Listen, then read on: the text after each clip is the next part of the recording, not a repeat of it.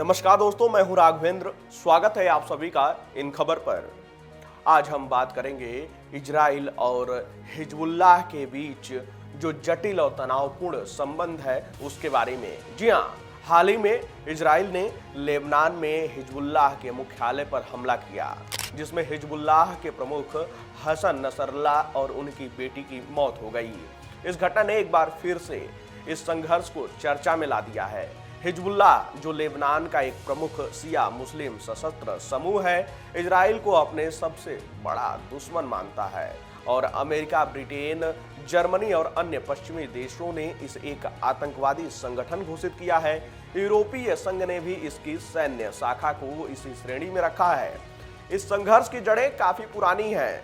बात करते हैं साल 1975 से और 1990 के बीच लेबनान में एक भयंकर गृह युद्ध चला, जो विभिन्न धार्मिक समुदायों के बीच हुआ।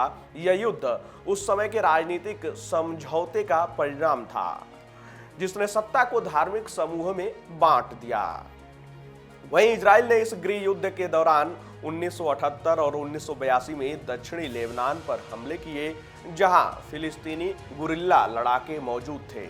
इसी दौरान ईरान में सत्ता परिवर्तन ने शिया समूहों को संगठित होने का मौका दिया, जिससे हिजबुल्लाह का गठन हुआ। और हिजबुल्लाह ने अपने गठन के बाद से यहूदियों को अपना दुश्मन मान लिया और इजराइल के खिलाफ कई संघर्ष किए। साल 2000 में इजराइल ने दक्षिणी लेबनान से हटने के बाद भी दोनों के बीच संघर्ष जारी रहा और साल 2006 में तो 1 महीने तक युद्ध हुआ। वहीं इसी बीच हिजबुल्लाह ने कई आतंकवादी हमले भी किए, जिसमें 1983 के बेरूत में अमेरिकी और फ्रांसीसी सैनिकों पर आत्मघाती बम विस्फोट शामिल है। इसके परिणाम स्वरूप 300 से अधिक लोग मारे गए। ईरान, जो पहले इजराइल को मान्यता देता था, इस्लामिक क्रांति के बाद इजराइल का सबसे बड़ा दुश्मन बन गया। ईरान हिजबुल्लाह और हमास को धन और प्रशिक्षण प्रदान करता है, जो इजराइल के लिए एक बड़ा खतरा है। हमास भी इजराइल के खिलाफ सक्रिय है। यह समूह 1987 में मुस्लिम ब्रदरहुड के तहत बना और फिलिस्तीनी की आजादी के लिए लड़ाई करता है। इसके द्वारा इजराइल पर कई आत्मघाती हमले किए गए हैं। वहीं इजराइल और फिलिस्तीन के बीच का संघर्ष भी बहुत पुराना है। फिलिस्तीन लिबरेशन ऑर्गेनाइजेशन वेस्ट बैंक और गाजा पट्टी पर अपना हक मानता है।